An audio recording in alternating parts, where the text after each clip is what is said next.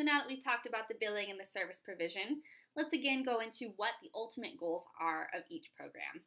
For Student Assistance Program, that lowest level program that's going to reach the highest number of students in Rim of the World School District and the Lake Arrowhead area, the goals are to reduce the stigma of mental health difficulties, as well as reducing the stigma of asking for support at all, so that clients and students know if they have a mental health issue or a mental health question, they have people they can ask without any fear of prejudice or discrimination. The goal of SAP is also to prevent the development of mental health difficulties for students who are at risk, targeting them before those mental health issues have a chance to interfere with their goals or their academic or social lives, as well as early intervention for students who are showing the warning signs of a mental health disorder developing. Moving on to school-age treatment services, that mid-level program, the goal is to give coping skills, tools, and support to students with mild to moderate mental illnesses and help parents learn how to tailor their parenting styles to their child's needs. This could also include teachers or other significant figures in that client's life, as every family situation is different, so that the SATS client has the natural supports that they need to manage their mental health on their own once they've transitioned out of formal care. For the intensive programs, the goals are a little bit different, but very similar. For both Success First and CIS, we have a goal of ensuring the safety of a student who's at risk of suicide or harm due to moderate or severe mental health difficulties.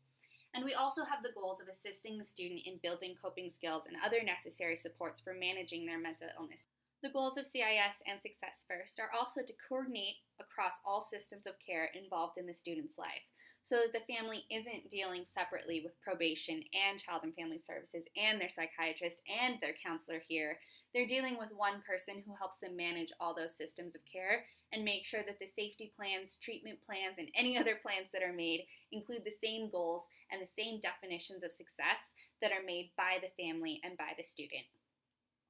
And finally, both of these programs support parents or other natural supports in creating an environment for the success, so that that student can stay safely in their home, can stay safely in their chosen school, and stay safely in their community without the need for such intensive options as hospitalization or group homes. And here you can see again, they have a lot of the same goals, but Success First has them to a greater degree. So while CIS and Success First all are concerned with ensuring safety, giving the student coping and functioning skills, coordinating care, building natural supports, Success First clients need that to a greater degree even than CIS clients. And finally, with all of these programs involved, what is Mountain Counseling's overall goals?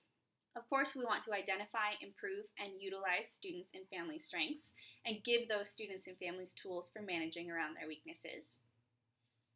We'd also like to help students and families reach their desired goals while supporting at the lowest level necessary to keep that student successful and safe while developing their own sustainable natural supports.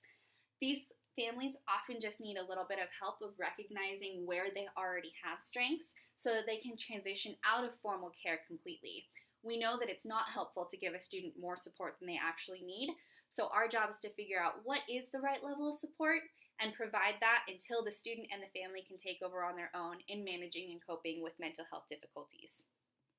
And finally, we want to empower students to take charge of their own care and well-being long-term, making sure that they know where they can reach out to for help if they need it, whether it's at the wellness center that we have at the high school or any of the other places that they can reach us. We also want to make sure that they know that their mental health is theirs to control and that they get to say what success is and what their goals are, so that they can become successful and happy members of their community with just as much support as they need.